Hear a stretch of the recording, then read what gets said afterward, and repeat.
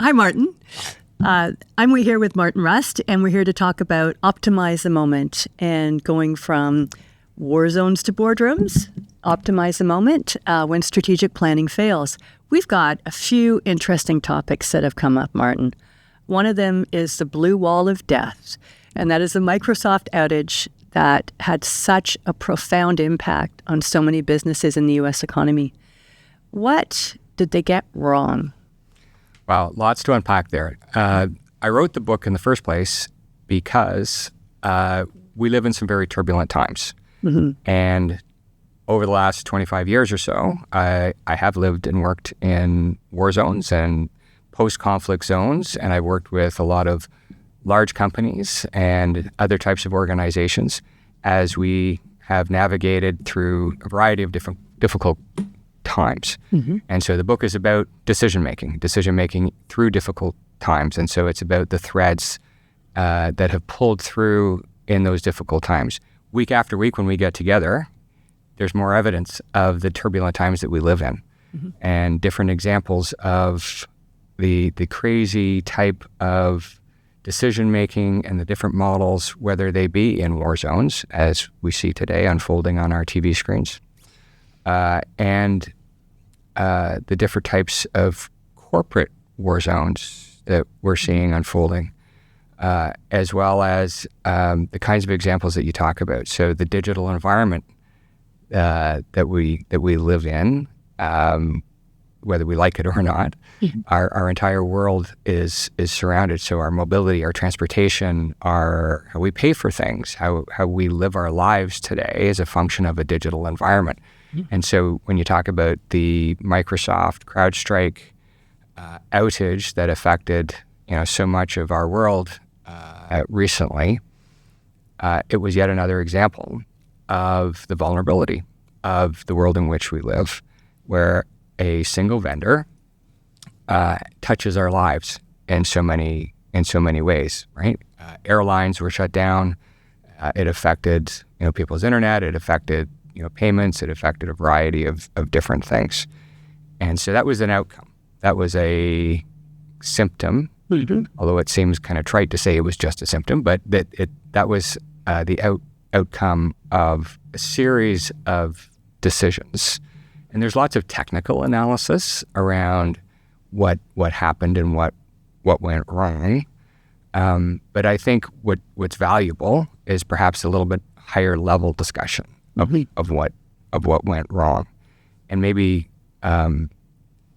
we can look a little bit about that, right? Okay. So what kinds of decisions were made at a higher level with the Microsoft outage that went wrong?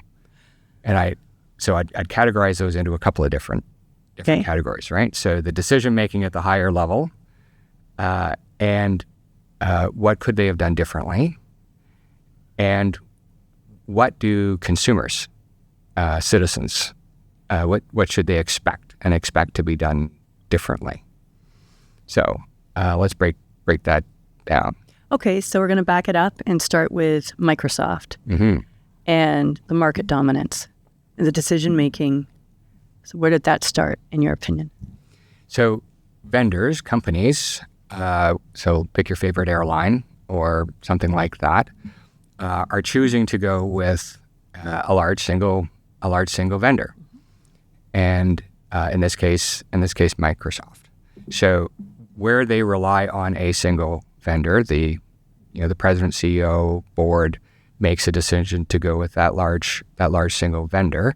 The result is an absolute vulnerability if something goes wrong with that vendor. Mm-hmm. So they have a responsibility then to do other things to protect their customers, their supply chain, everybody else. Why aren't they doing that? They're doing that because they've been sold on a single source, a single vendor, mm-hmm. And they're relying 100% on that vendor to deliver for them. Mm-hmm. And we've now got several examples of where that doesn't work. In Canada, we had the Rogers outage here a couple of years ago, where 65 or 70% of the country was out with our mobility. Brought us to our knees. Our internet, our ATM payments, our cell phones, all sorts of things came to an absolute standstill. that vulnerability. But with this particular type of a vulnerability, a lot of it is done, frankly, for simplicity. It's just easier. So where Microsoft has a vulnerability in the Office space, right? Our Word, Excel, PowerPoint, other services. It's often perceived as just being easy. It's easy to expand into that cloud, that other service, and so they go with something that's easy to purchase, easy to install, easy to do, and easy is often perceived as safe, right? And efficient, low risk. Yeah. Right. And that often goes along with a well-established, let's face it, Microsoft is a mature brand. Yes. No one's going to lose their job over hiring Microsoft to do something. Yeah. So as individuals, people don't want to stick their neck out and do something that's perceived to be risky. Yeah. So they often go with that. But what we're seeing as a result is actually the opposite. That what's happening is an increased risk by relying too much on any one vendor, and the additional risks that come in with a single vendor.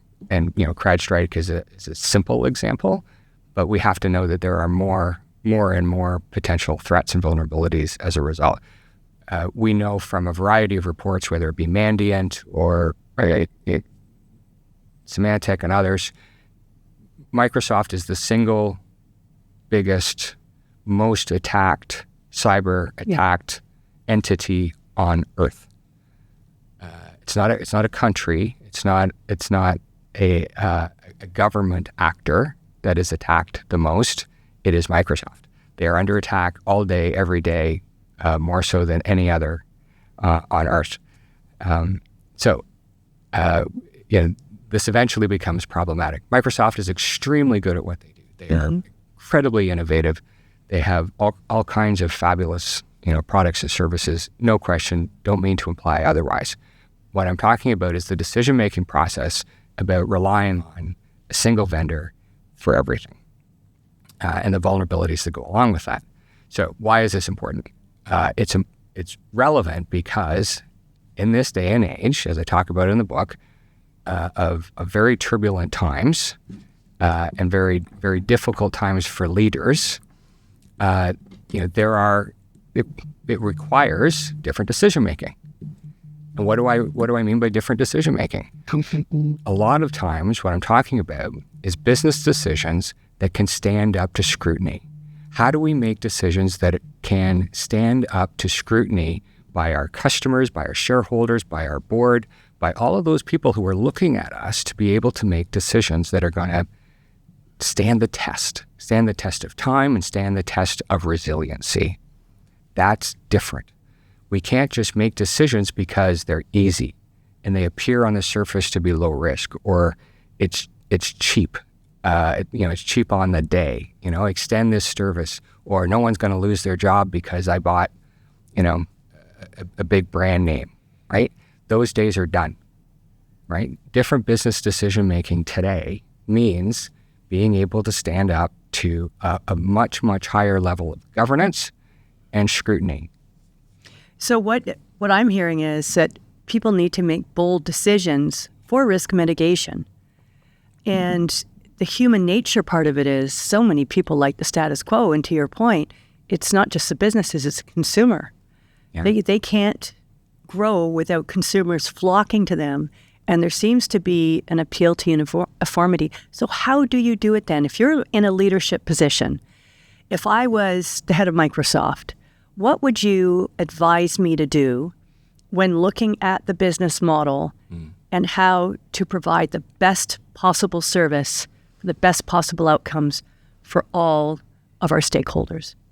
So there's I'm sure entire business courses that can be designed around this. So there's no simple answer. But the first is creating a culture of making business decisions that can stand up to scrutiny, and creating business models that can stand up to scrutiny. as opposed to the kinds of decision-making models that we have had. So there's an important distinction there. So, creating consistency, creating objectivity, creating decision-making models that are based on intelligence gathering. And intelligence, I talk a lot in the book about intelligence gathering and what I mean by that. It's not just, market information. And because we are surrounded by, reams and reams of information today that's accessible on every device imaginable. That's not what I'm talking about. Intelligence gathering that is proactive and deliberate to inform our mission and our core mission. Decisions can still be made quickly. And I know that there's an urgency to things. And sometimes the decisions we see made are made because they're made in a rush. Mm-hmm. And companies are trying to do things quickly. Mm-hmm. And I've seen this again just this week. Yet another corporate reorganization. Another C-suite changed. Another management, changed for, I don't know, the fourth time this year. It's a symptom, not a cause, to your point. And so companies that keep making these big changes and, yet another plan and yet another target for earnings per share. And it's like, if you stood back and didn't keep making these big kind of sweeping changes and revising your earnings and trying to signal to the markets yet another, if you weren't constantly in a rush, right, to keep making these short-term changes all the time, and instead projected a longer-term plan that was in fact designed with some consistency in mind, designed to stand up to scrutiny, designed, for the resiliency, designed on that intelligence gathering, perhaps you wouldn't have to keep changing it every few months and changing all the players and all the actors. Because I tell you, the people who work, below that certain line, are they ever feeling vulnerable, right? They don't know. They really don't know what's going on, right? They're feeling very unsettled, I guess is the best word I can think of. So when you say scrutiny, is that where the focus is? Because today, as of the time we started recording, Microsoft is down 0.9%, and that's a lot of money. Are the CEOs and the boards motivated by the wrong mission statement or goals? Because it seems that when your money goes down, if your scrutiny is we can't lose money, then culture takes a hit. How do you square that? Yeah, it's not just me saying that, right? I mean, the Institute for Corporate Directors has written numerous papers about this. Lots of business cases and studies.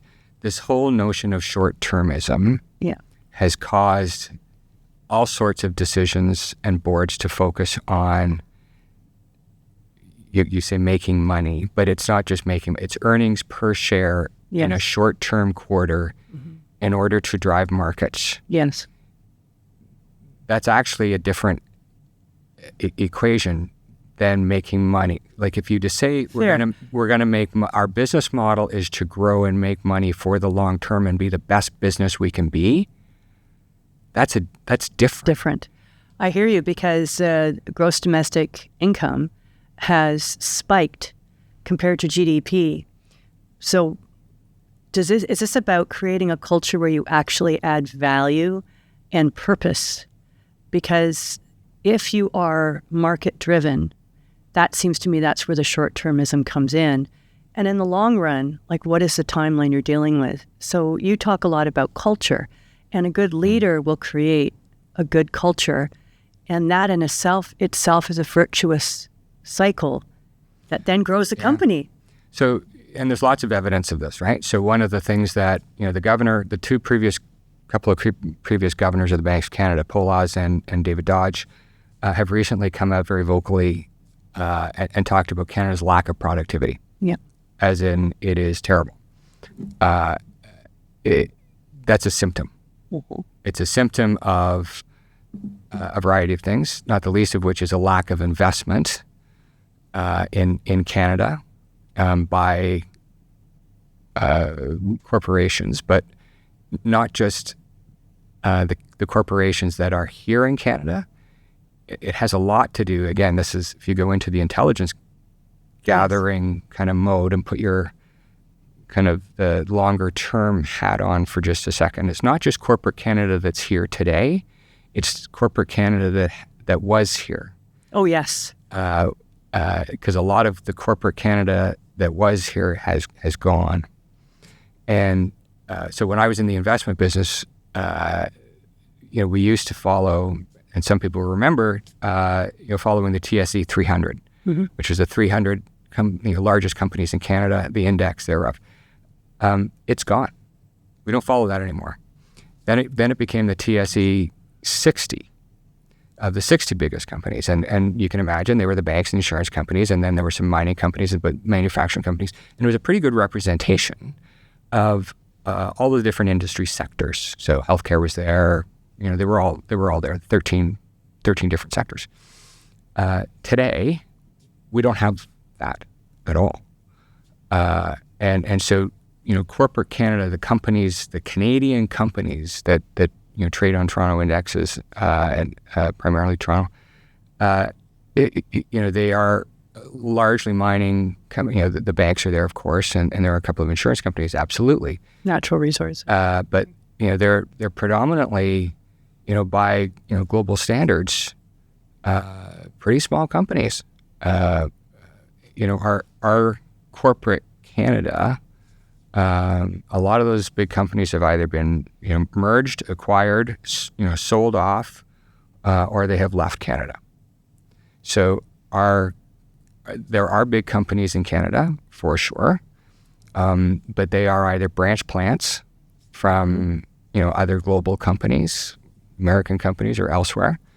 We don't have a corporate Canada the way we used to have.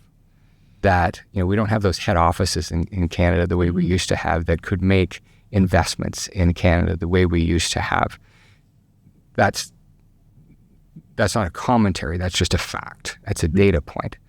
And so when you're looking at, from a decision-making point of view, objectively, who's going to invest in Canada? Who's going to invest in Canadians?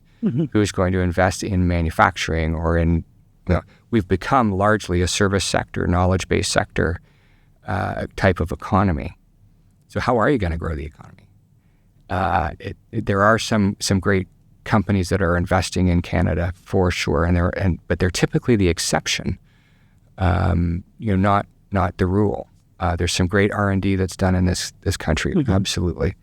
But the commercialization of it often is done elsewhere. So in order to change that productivity cycle, it's going to require some very different thinking.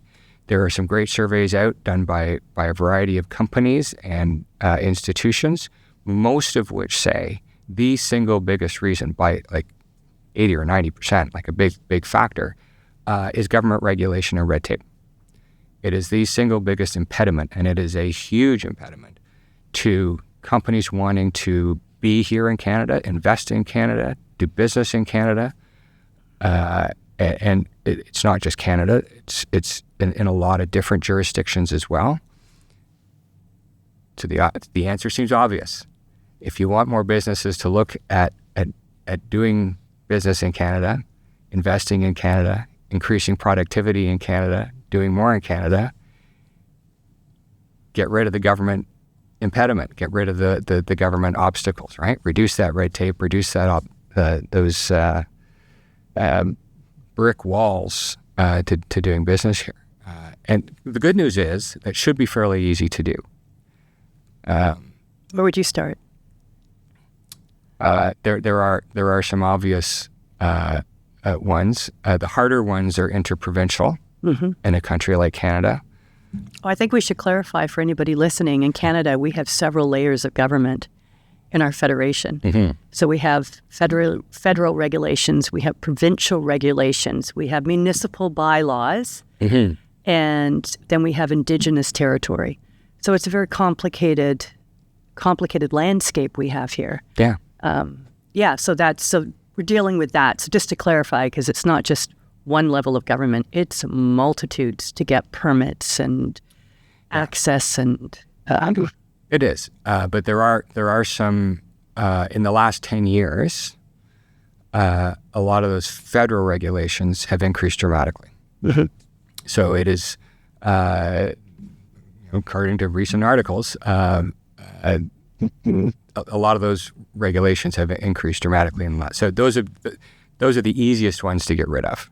So kind of reporting standards, reporting requirements, the simple accounting. I mean, I have a small business. I know that the onus on me and how I report things is unbelievable. And so a lot of companies look at that and they say, I'm just not going to do it. Yeah. SMEs or small to medium enterprises are, I think, more than 3/4 of our businesses in Canada. Oh, it's 95%. 95. Also in the UK and in Europe, like it's in the US, they're the economic engines. Yeah. So back to the optimizing the moment in the intelligence gathering then, what would you advise in terms of when you are leading a business, how you can optimize whatever condition you were in through intelligence gathering to have the best positive outcome? So you use the word best. I've had conversations lately with CEOs and leaders of businesses around what does making their company, how does making it the best possible company, what does that look like? And they've been some fascinating conversations. And in every single case, they told me that, yes, they wanted their company to be the best possible company. And defining what best meant, in every case, they talked about their employees, they talked about employee growth, they talked about their customers and how, they wanted their customers to have the best possible experience. But literally, if you define 10 things, all of that was trumped by as long as we deliver earnings per share. And I said, well, what if you kind of forwent, those earnings per share for even a couple of quarters or maybe a year, and you delivered on all of those other things first? Do you think if you delivered on all of those other things first, the earnings per share would come? It's a great approach. And when I ask the question, right, like which one comes first, in two cases specifically, we turned and ran the math. Mm-hmm. So we turned to the CFOs and we ran the math and said, if we actually did these 10 things first and ran the math, we could get there. We could absolutely get there, within the year, and we could deliver on the revenue and all of those financial metrics that are important. Mm-hmm. No one wants to be in business to lose money. Yeah. But if we focused on, as we've talked about before, doing the design piece, right? Focusing on the design. Yeah. What does customer experience actually look like? And focusing on that, and then doing kind of the same thing for the employees. I was going to say culture, because a lot of productivity issues, nobody's investing in their infrastructure within organizations. Yes. And when you talk about the chaos and instability, when you don't do that and you're relying on the markets, you're going to always be at the mercy of chaos and instability. So one of the analysts came back and said, if you do that, the market will reward you. Yes.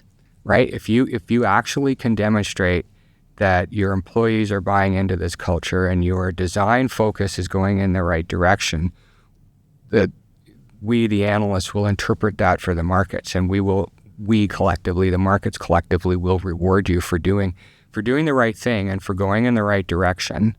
We will reward you for that. And the other thing, when you talk about you saw more changes, was the CEOs or the people at the top, leadership teams getting moved in and out with a frequency that's a little bit alarming, because there's always a period of stalling when that happens. So to your point, if I'm working at a place and a CEO comes in and interprets the mission statement one way or the mission of our business, they have to actually learn the business before they're able to effectively understand what that means. And then when they do it, if they're not delivering for whatever mandate they have, and you get someone else, if I'm an employee, it's like, I'll just use the hillbilly elegy with J.D. Vance.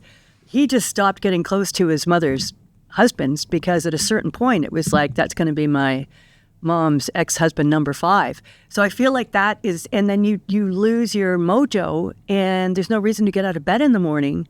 If you're in a business where the culture is, you don't have predictability at a very, very foundational level. So and I talk about this in the book and optimize the moment, right? So if you've got a moment, if a moment presents itself, in that moment, the leaders that I have been so fortunate to witness and to work with, they see that moment as an opportunity to inspire others. So it's not just surviving the crisis that they happen to be part of. Mm-hmm. It's also a moment to inspire others. And, you talk about that, willingness to jump out of bed in the morning. Throughout a crisis, throughout, what could otherwise be a very disheartening, demoralizing, soul-crushing, in some cases, experience. Mm-hmm. These people have taken that moment and instead they've really leaned in. And by leaning in and reframing, that mission, no, this is what we're here to do. This is a purpose.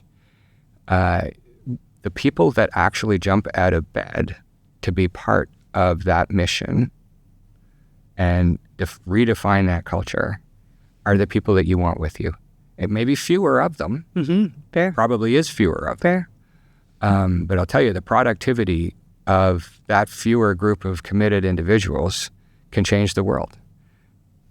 It's true. So it's investing in people, really, is what I'm hearing. It absolutely is. And if you do that and you build that mission and that decision making in such a way that is informed, right, by intelligence gathering, you just take a moment to do that, so that it stands up to scrutiny, it stands up to governance. The markets will reward you. It comes back, right? The analysts will see that. The culture will change. And the long term, and when I'm talking long term, now we're talking long term's a year. Yeah, true. Right? We used to think long term was, a 3-year plan, a 5-year plan, a 10-year plan. No, it doesn't actually have to be that long before you can demonstrate changes in culture and that the impact of that change in culture actually makes a difference to the bottom line. It can happen quite quickly. So how would you implement that? Like, what is the intelligence? What are the aspects of intelligence gathering? If I'm listening right now, what do I literally? Can you give me 3 bullet points of where I would find this intel? How I would approach finding the intel, mm-hmm. or what are you looking for in intel? So 3 different questions. Your pick. Yeah. So, job 1 is to decide that you're going to do intelligence gathering. I would suggest finding someone who's good at it, right? So first of all, if you're going to do it, recognize that you probably can't do it yourself. Mm-hmm. That's a good tip. That's a good pro tip. So go out and find somebody who's done it before, has a level of experience in it, understands what the difference between intelligence gathering and information gathering. We're not talking about social media, scouring here. Yes.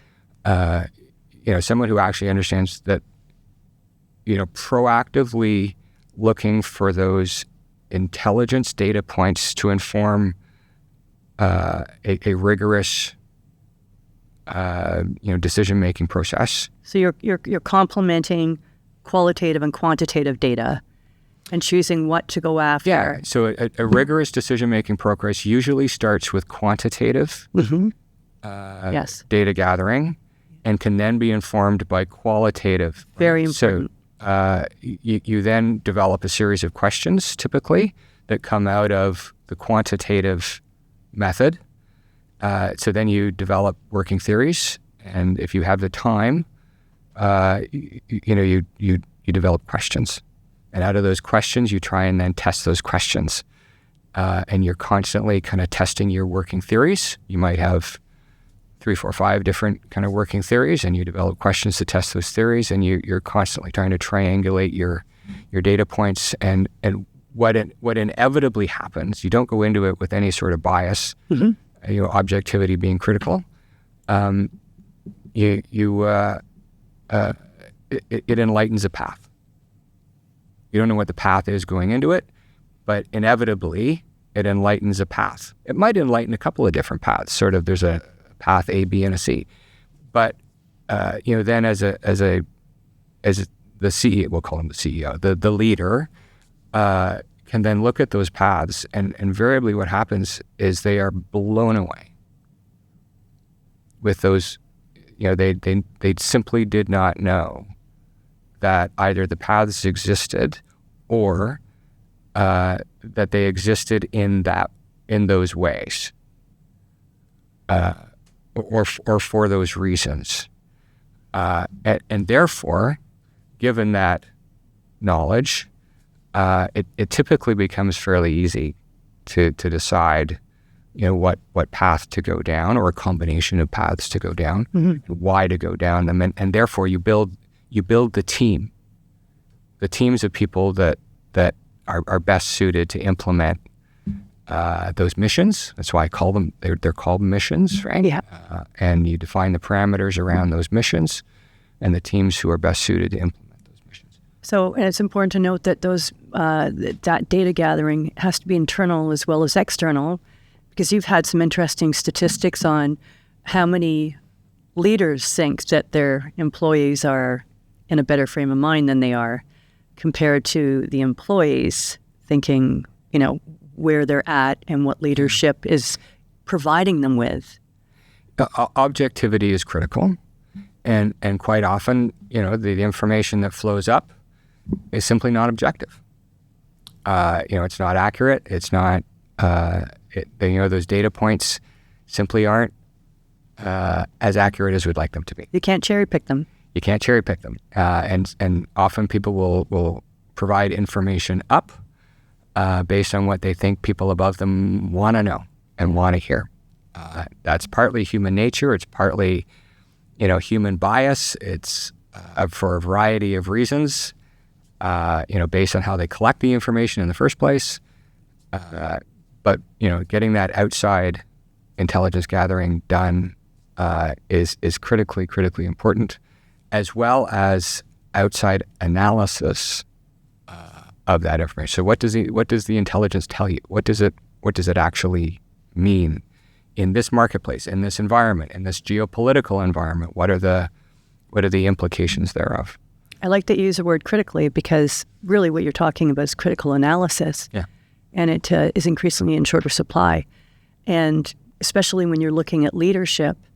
So leadership is not just the top. There is a pyramid in any organization of leaders within that chart. Absolutely. And so you can empower yourself as a mid-level leader to challenge the status quo with objective data or intelligence gathering to help someone, even if it may not be what you think they want to hear.